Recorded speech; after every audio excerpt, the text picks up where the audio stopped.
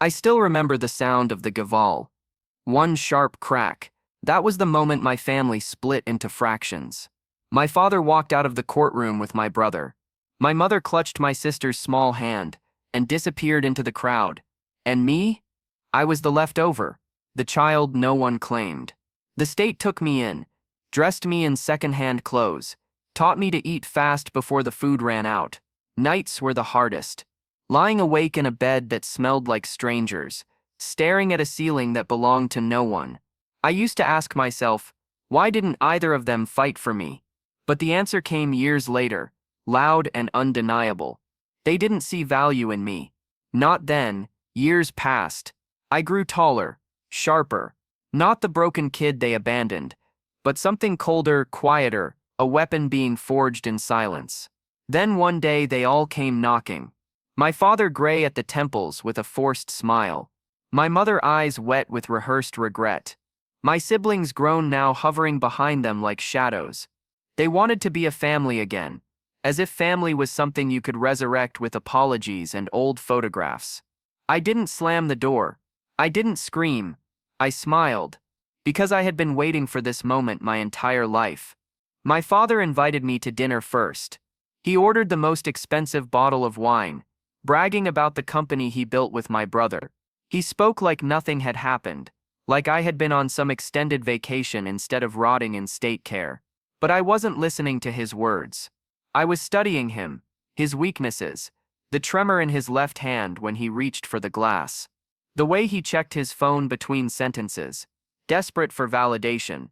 A week later, I visited his office.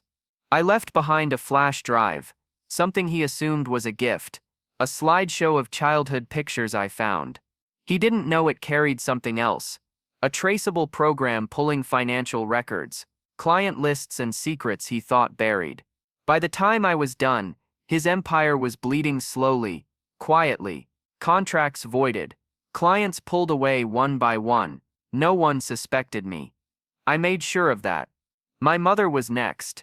She played the role of victim well, wringing her hands, speaking of sleepless nights, whispering how she regretted leaving me behind. But guilt is cheap when it's spoken, so I tested her. I let her believe I needed her.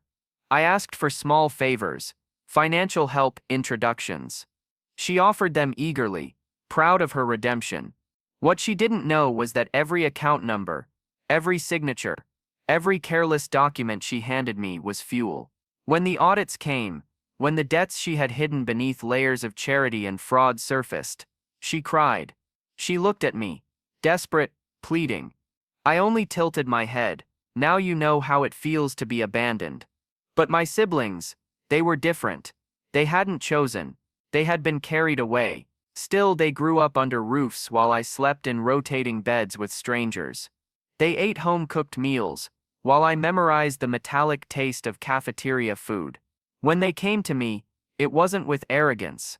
It was curiosity, a brother and sister wanting to know the ghost of the sibling they lost. And so I gave them a choice.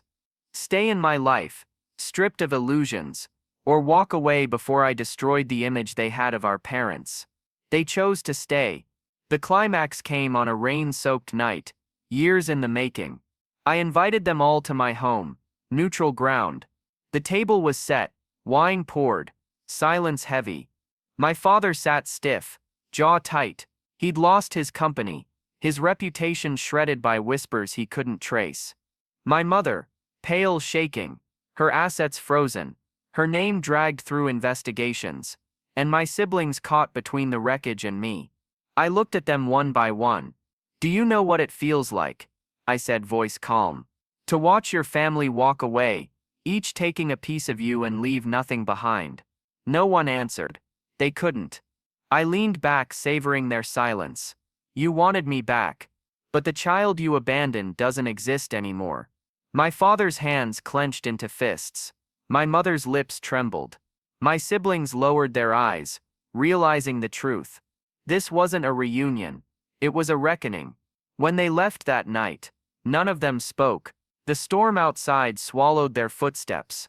I stood alone in the quiet house, the weight of years finally lifting. Revenge hadn't healed me, but it had balanced the scales. I wasn't the broken child they had discarded. I was the judge, the executioner, and the survivor. And as I closed the door behind me, one truth burned steady in my chest. They taught me abandonment. I taught them consequence.